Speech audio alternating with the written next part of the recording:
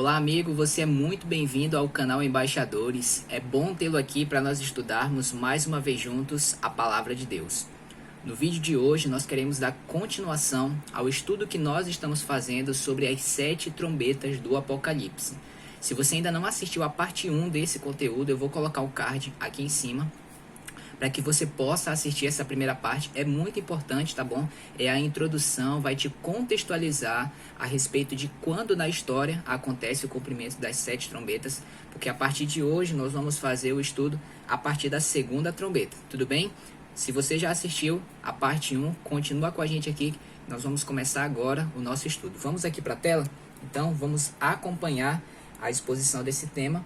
A partir da segunda trombeta, como nós falamos, nós vamos fazer a leitura bíblica, Apocalipse capítulo 8, verso 8 e 9. Acompanhe na sua Bíblia, por favor.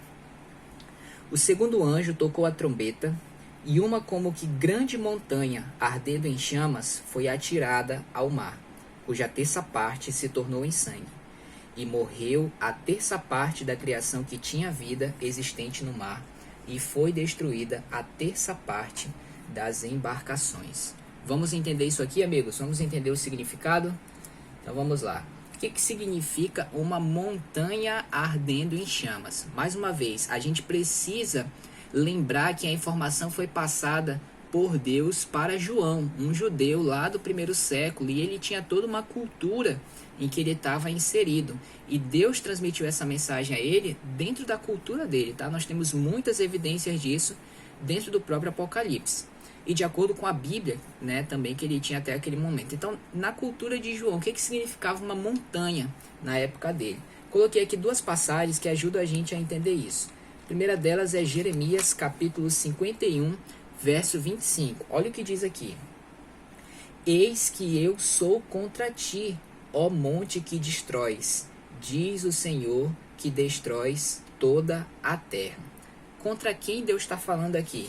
Deus está falando uma profecia contra o reino de Babilônia. Você pode evidenciar isso lendo todo o capítulo ou pegando um atalho e lendo o título do capítulo 51, o poder e a queda de Babilônia, certo? Então Deus ele se referiu a Babilônia aqui como sendo um monte que vinha para destruir. Por que Deus fez isso? Porque na cultura dos judeus lá do primeiro século, na cultura do povo de Deus, os montes eles representavam reinos, certo? Um outro exemplo disso, Daniel capítulo 2, verso 44 e 45. Esse trecho mais conhecido para alguns. É o sonho da estátua de Nabucodonosor, lembra? De vários metais, e no final vem uma pedra e atinge a estátua no pé. O que significa aquilo? Olha só, verso 44. Nos dias destes reis, o Deus do céu suscitará, olha só, um reino que não será jamais destruído. Este reino não passará a outro povo. Esmiuçará e consumirá todos estes reinos, mas ele mesmo subsistirá para sempre, como viste que do monte foi cortada uma pedra, sem auxílio de mãos, e ela esmiuçou o ferro, o bronze, o barro, a prata e o ouro. Então a pedra que cresce e se torna uma grande montanha, o profeta revelou aqui que era o reino de Deus. Então, diante disso, nós podemos concluir que essa montanha que aparece aqui na segunda trombeta do Apocalipse é um reino. Só que essa montanha ela vem ardendo em chamas, ok? Então, o significado aqui é um reino que está vindo para trazer grande caos, grande destruição.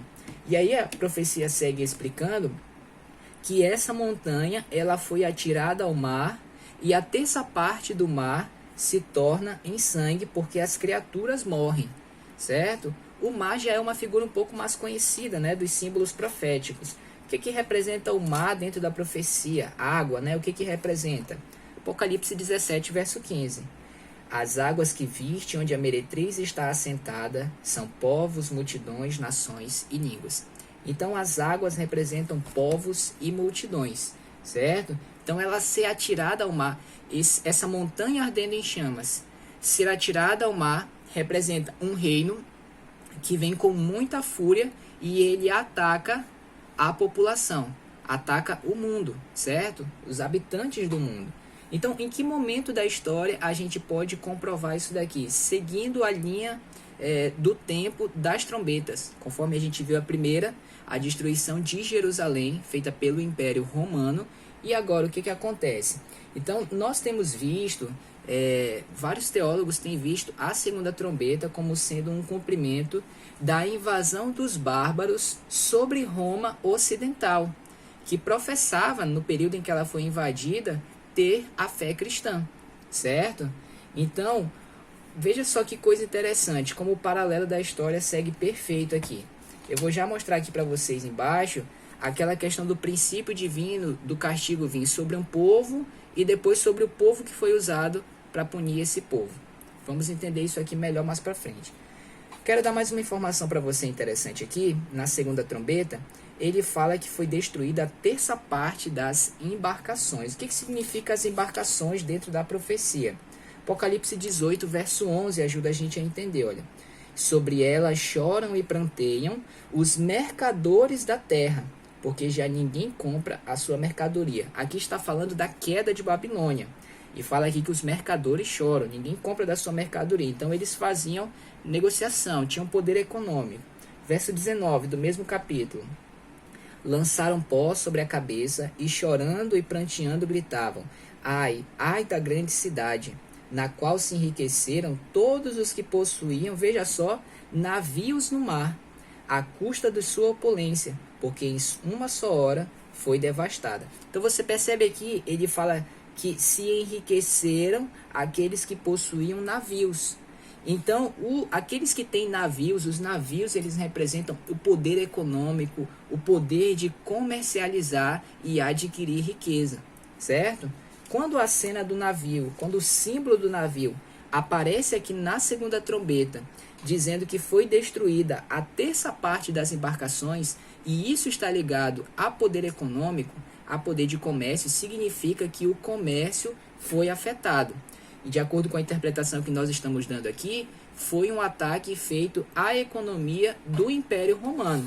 Então, seguindo o curso da história, depois ali que os anos se passaram, Jerusalém foi destruída, o Império Romano continuou dominando, depois ele enfraqueceu e ele começou a ser atacado também no aspecto econômico pelas tribos bárbaras que estavam chegando para dominar o seu local, certo? Então, a destruição dos navios aqui representa o colapso econômico do Império Romano, seguindo o princípio divino que apresentamos na primeira trombeta. Então veja, os judeus mataram a Cristo.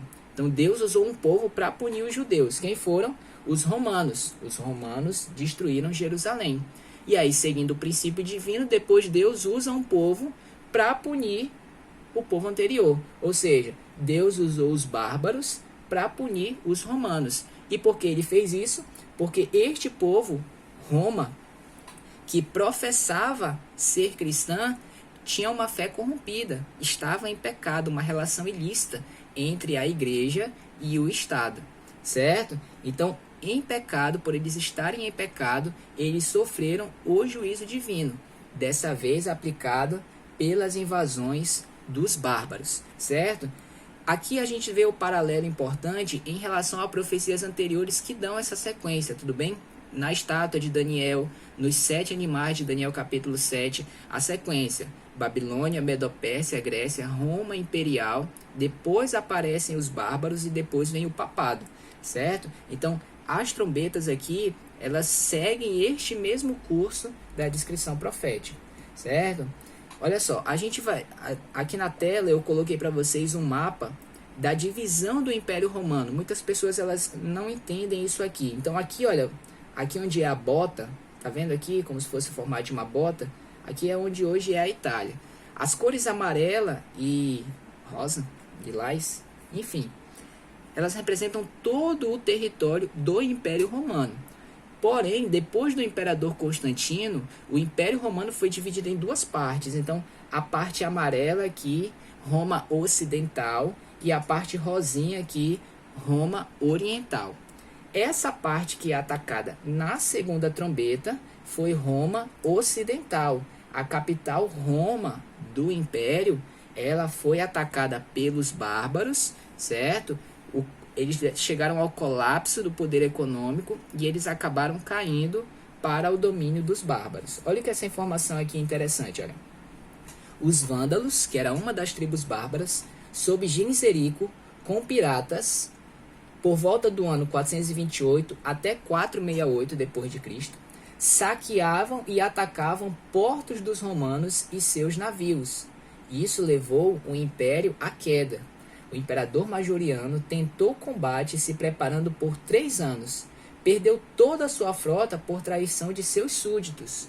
O imperador Leão I, lá da região oriental, a parte rosinha do mapa, com mais 2 exércitos somando 100 mil homens, também foi derrotado e a sua frota foi queimada. A gente percebe aqui destruição de navios literalmente, tá? Mas no sentido espiritual, no sentido profético, a destruição desses navios literais levou à questão do colapso econômico, que é o símbolo dos navios dentro da profecia, colapso econômico do Império Romano, certo?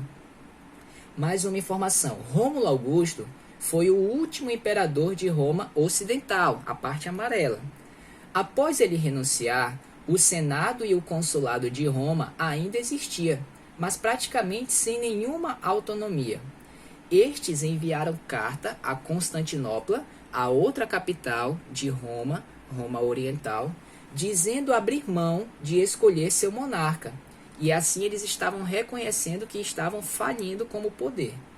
Teodorico, rei ostrogodo, uma outra tribo bárbara, assumiu a Itália e o Oriente, Roma Oriental, nada pôde fazer senão acatar, pois não teria força para lutar contra os bárbaros. Então Roma aqui já estava indo ao colapso, certo?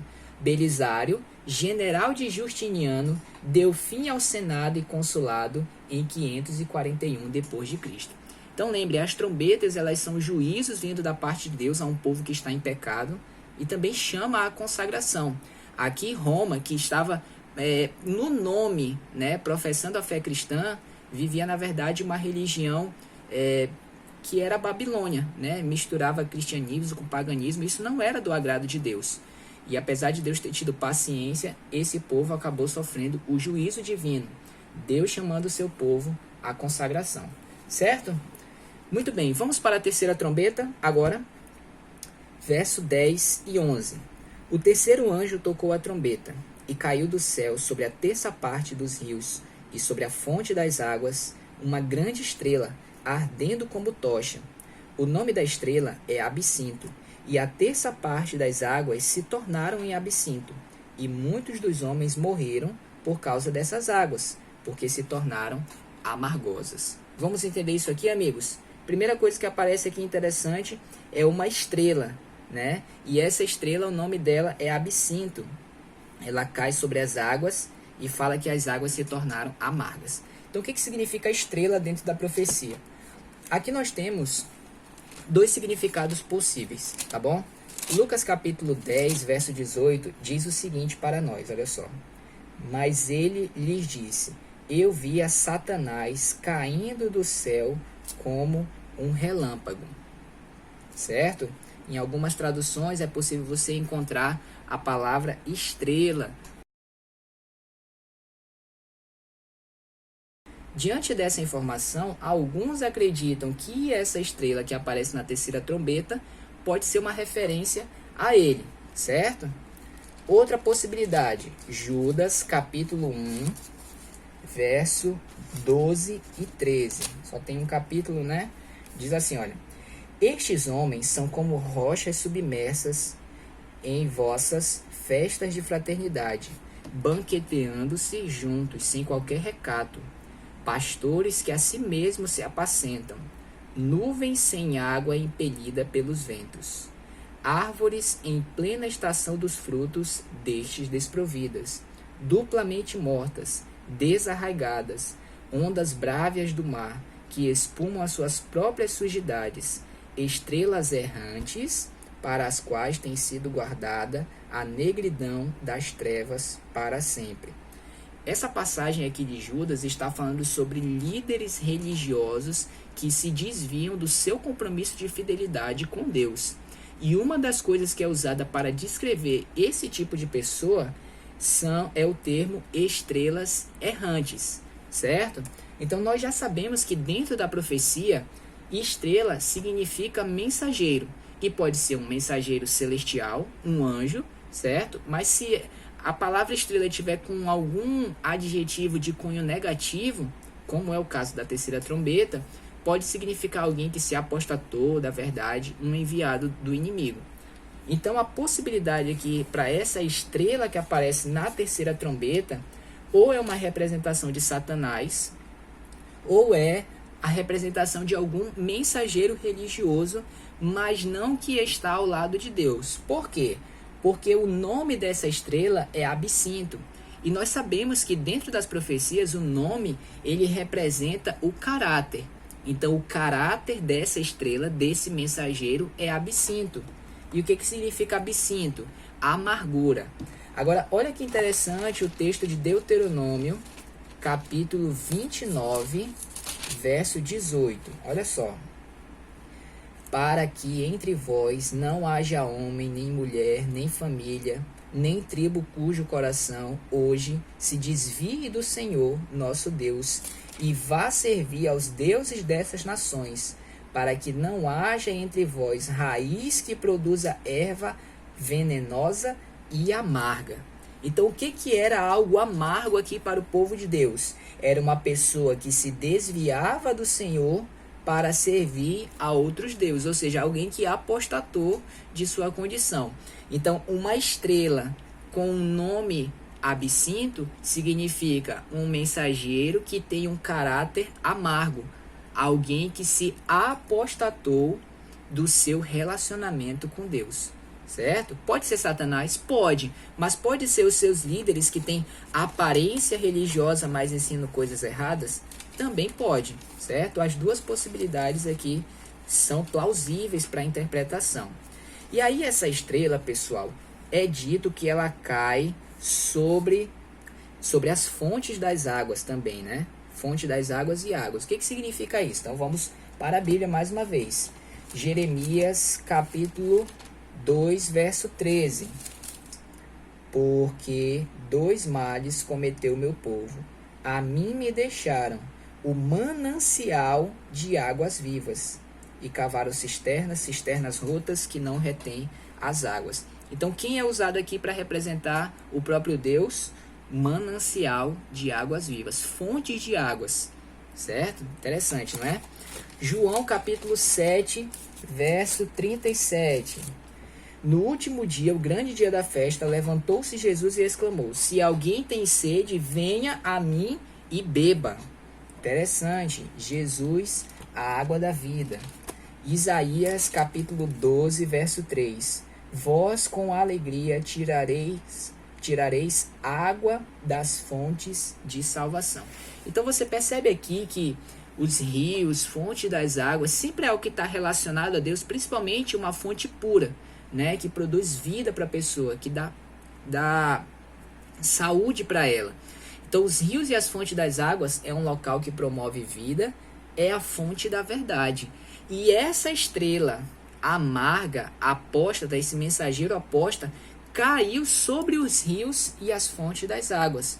Ou seja, isso aqui foi uma ação, foi um mensageiro que conseguiu entrar no seio da igreja e contaminar a pureza da verdade, a pureza do povo de Deus.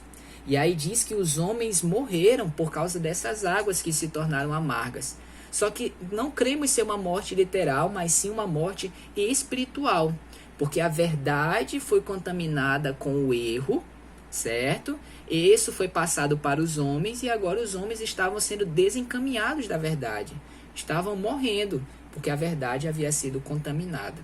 E agora, como eu falei para vocês, do paralelo entre as 7 igrejas, os 7 selos e as 7 trombetas, elas se cumprindo no mesmo período da história, nós encontramos aqui na terceira trombeta um paralelo à terceira igreja, que é a igreja de Pérgamo, e ao terceiro cavalo, que aparece lá no terceiro selo de Apocalipse, certo? Quando a gente vai ver lá a igreja de Pérgamo, e nós já temos um estudo aqui no canal sobre isso, você pode conferir também aqui em cima.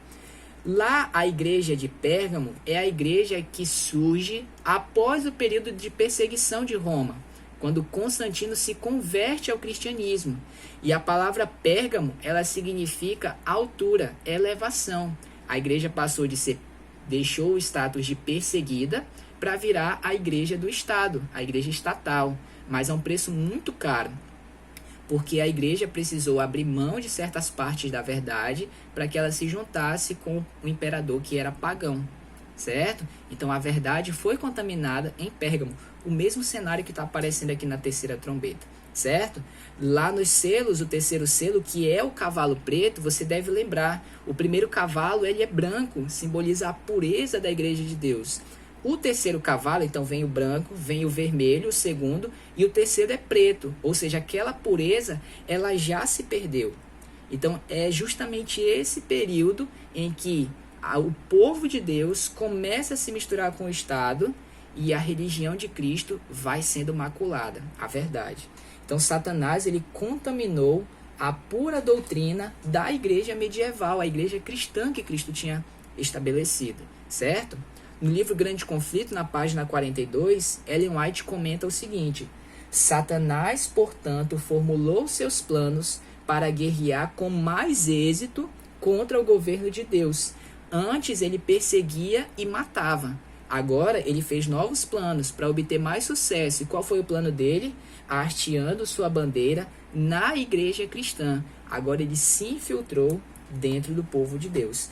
Então esse seria o cumprimento da terceira trombeta aqui do Apocalipse, certo? Deus pronunciando essa sentença contra o seu povo que estava contaminando a verdade. Beleza, amigos? Vamos para a quarta trombeta. Apocalipse 8, verso 12 e 13. O quarto anjo tocou a trombeta e foi ferida, preste atenção, a terça parte do sol, da lua e das estrelas, para que a terça parte deles escurecesse, e na sua terça parte não brilhasse, tanto o dia como também a noite. É muito importante a gente perceber a questão da terça parte aqui, tá? Significa que ela é atingida, mas não é totalmente, certo? É apenas um ataque parcial. Verso 13. Então vi e ouvi uma águia, que voando pelo meio do céu dizia em grande voz: Ai, ai, ai dos que moram na terra, por causa das restantes vozes das trombetas dos três anjos que ainda tem para tocar. Muito bem, vamos entender isso? Foi ferida a terça parte parcial, então, do sol, da lua e das estrelas, para que eles escurecessem. Então, o que representa o sol aqui dentro da Bíblia? Vamos lá. Malaquias, capítulo 4, verso 2. Perceba como é importante a gente sempre buscar uma base bíblica para a interpretação. Isso torna a interpretação mais segura, mais sólida, certo? Malaquias 4, 2 diz: Mas para vós outros que temeis o meu nome, nascerá o sol da justiça, trazendo salvação nas suas asas. Pergunto para você, quem foi aquele que nasceu e trouxe salvação? Jesus Cristo, exatamente. Então o sol representa Cristo. Então a quarta trombeta diz que foi ferida a terça parte do sol, Cristo. Interessante, não é? Foi ferida também a terça parte da lua, certo? Como é que a gente consegue entender a lua? Nós sabemos que a lua, ela é um elemento que ela brilha, né? Ela tem a sua relevância, mas ela não tem luz própria. A sua luz, ela vem do sol. Ok? Então a lua aplicada aqui no símbolo profético é algo que tem a sua importância, passa as suas lições, mas ela na verdade tem a sua glória derivada de Cristo. É algo que aponta para Cristo. Se não fosse Cristo, aquilo não teria nenhum sentido. Então o que a gente entende como sendo a lua aqui? Aquele sistema de sacrifícios do Antigo Testamento, o santuário, pessoal. Porque o santuário era algo que dependia de Cristo para ter valor, certo? Que apontava para ele, assim como a lua reflete a luz do sol. Então era o sistema, o ritual do santuário, que apresentava Cristo como sendo o nosso mediador, porque o sacerdote era símbolo de Cristo, e salvador, porque aquele cordeirinho, a oferta, também era símbolo de Cristo. Então foi ferido o sol, foi ferido a lua, um ataque ao santuário e a Cristo, e foi ferida também as estrelas. Já falamos das estrelas, não é? Simbolizam mensageiros. Vamos ver aqui a passagem de Daniel 12. É mais uma passagem que comprova para a gente o entendimento sobre as estrelas. Daniel, capítulo 12, verso 3, diz assim, ó: Os que forem sábios, pois, resplandecerão como o fulgor do firmamento, E os que a muitos conduzirem à justiça, como o quê? As estrelas, sempre e eternamente. Então, as estrelas aqui, mais uma vez usada, como é uma estrela com caráter digno, né? Representar o Filho de Deus, certo? Então, atingiu o Sol, Cristo, a Lua, um ataque ao santuário, e as estrelas, um ataque contra os filhos de Deus, certo? Aqui por baixo da minha imagem, né? Escurecer. O que significa o escurecer aqui? Tá aqui por baixo, olha só. Se afastar de Deus, ofuscar, porque Cristo, ele é a fonte de luz. A luz representa a glória do seu caráter. Então era algo que tinha luz até então, mas começou a ser ofuscado, isso começou a ser obliterado, se afastar de Deus. Mais uma vez, quando fazemos o paralelo com as 7 igrejas e com os 7 selos, a 4ª igreja lá do Apocalipse, se você conferir, é a igreja de Tiatira. E dentro da igreja de Tiatira tem uma falsa profetisa chamada Jezabel. Apocalipse 2, verso 20, você pode conferir aí. E o que é uma mulher dentro da profecia? Uma igreja. Uma falsa profetisa, então, é uma igreja que ensina erro. Jezabel aparece ali. É um símbolo usado para representar o surgimento do poder papal dentro do cristianismo. Jezabel, você pode conferir isso com mais detalhes no estudo sobre as 7 igrejas, tudo bem? Então, olha só, lá na 4ª igreja aparece Jezabel, uma falsa igreja dentro do povo de Deus, certo? Quando vamos para o cavalo amarelo, a gente vê que a situação, lembra que a gente viu ainda há pouco? Era preto, não é? O 4º cavalo do Apocalipse é um cavalo preto. Aliás, um cavalo amarelo, aquele amarelo tom de morte. E é uma época de perseguição por meio da espada, da fome e da mortandade. Apocalipse 6, verso 8. Certo? Esse é o período da supremacia papal, amigos. Tanto na 4ª igreja, Tiatira, que tem Jezabel, quanto do cavalo amarelo, que usa essas armas para perseguir o povo de Deus. A 4ª trombeta, então, fala para nós desse mesmo período, época do surgimento do papado. E por que foi escurecido o sol, a lua e as estrelas? Se as estrelas representam os filhos de Deus, eles são escurecidos por 2 motivos. Primeiro, porque muitos aceitaram o erro e passaram a ensinar, se afastaram de Deus. E outros porque foram perseguidos e mortos por quererem permanecer fiéis à verdade. Por que o sol, Cristo, foi oferecido? Porque ele foi tirado do seu lugar como mediador entre Deus e os homens. E aqui já está no combo o ataque à lua, que aponta para o santuário, ensinando Cristo como nosso mediador e salvador. Por que tudo isso? Porque o surgimento do poder papal foi um ataque frontal a Deus e às suas verdades. Lembra, a 3ª parte deles escureceu. Cristo foi substituído por mediadores humanos, você conhece a respeito disso, imagens de santos, indulgências para a salvação, e o santuário ensina que nós somos salvos pela graça. Seus filhos foram perseguidos e a verdade foi lançada por terra. Então esse escurecimento aqui, que acontece na 4ª trombeta, aponta diretamente ao surgimento do papado e suas ações de lançar a verdade de Deus por terra. Finalizando a 4ª trombeta, então aparece uma águia, né, falando sobre os 3 ais. Então a águia, dentro da Bíblia, ela é um símbolo da divindade, certo? Então essa águia, ela chama a atenção do povo para os juízos de advertência que ainda haveriam no tempo da graça. Então é um símbolo de Deus, um símbolo da divindade, chamando a atenção do povo. Lembre, as trombetas, elas tocavam no Antigo Testamento para falar sobre guerra, destruição, mas também para chamar o povo para a consagração. Esses juízos das trombetas estão caindo porque o povo de Deus está em pecado. E Deus, antes de fechar a porta da graça, está derramando esses juízos para que as pessoas despertem de sua condição e voltem a se consagrar a Ele. No nosso próximo estudo, nós vamos estudar as últimas 3 trombetas, 5ª, 6ª e 7ª trombeta. E vamos conhecer os detalhes relatados nessa história. Tudo bem? Nessa profecia. Eu espero você no nosso próximo estudo. Se você ainda não é inscrito no nosso canal, se inscreve aqui, ativa o sininho para você receber a notificação do próximo vídeo. Compartilha esses conteúdos para pessoas que você sabe que precisam aprender essa verdade, que queiram estudar as profecias. Tudo bem? Eu espero você no nosso próximo estudo. Até lá!